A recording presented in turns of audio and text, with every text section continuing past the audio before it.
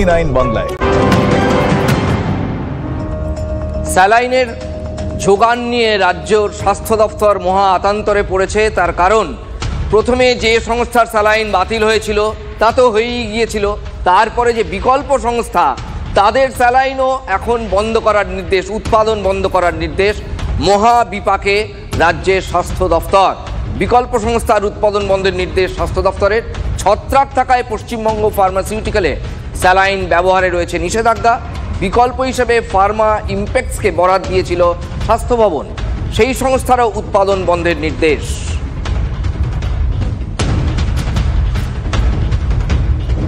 স্বাস্থ্য ভবনের আধিকারিকরা জানাচ্ছেন যে পশ্চিমবঙ্গ ফার্মাসিউটিক্যালের বিকল্প ছিল ফার্মা ইম্প্যাক্টস।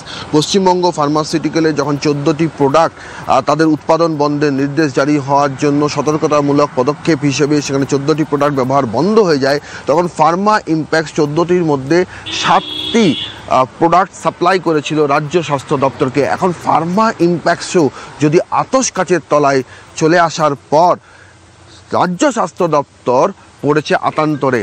তারা ভাবার চেষ্টা করছেন যে কিভাবে এই সংকট মোকাবিলা করা যায়। আর এরই মধ্যে আরও একটা বিষয় গুরুত্বপূর্ণ হয়ে দাঁড়িয়েছে, বিষয় সামনে আসছে যে একের পর এক স্যালাইন প্রস্তুতকারী সংস্থা কেন আতশ কাচের তলায় চলে আসছে, কেন তারা গুণমান উত্তীর্ণ হতে পারছেন না, কেন তাদের বারবার স্টপ ম্যানুফ্যাকচারিং অর্ডার জারি করতে হচ্ছে। ক্যামেরায় গৌরবের সঙ্গে সৌরভ দত্ত, টিভি9 বাংলা, বারুইপুর।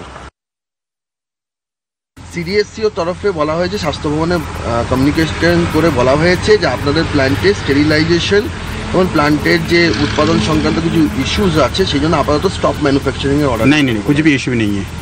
আপনারা এখনো পর্যন্ত কোনো নোটিশ পাননি? না না, कुछ भी नहीं है। এখনো পর্যন্ত কিছু পাননি আপনি নোটিশ? না। যদি সেটা হয় তাহলে কি আপনারা সেটা মেনটেন করবেন? हाँ, कोई इश्यूज अभी तक ऐसे नहीं है, ना कोई रिपोर्ट हमको मिला है। अगर कुछ इम्प्लीमेंटेशन के लिए बोलेगा तो जरूर करेंगे। আবার ডাক্তাররাই দায়ী হবে? মানে এটা তো খুব স্বাভাবিক, ডাক্তারদের উপরে দোষ চাপিয়ে দেওয়া। যে পেশেন্ট এবং চিকিৎসক তাদের মাঝে একটা জায়গা হচ্ছে চিকিৎসা ব্যবস্থা।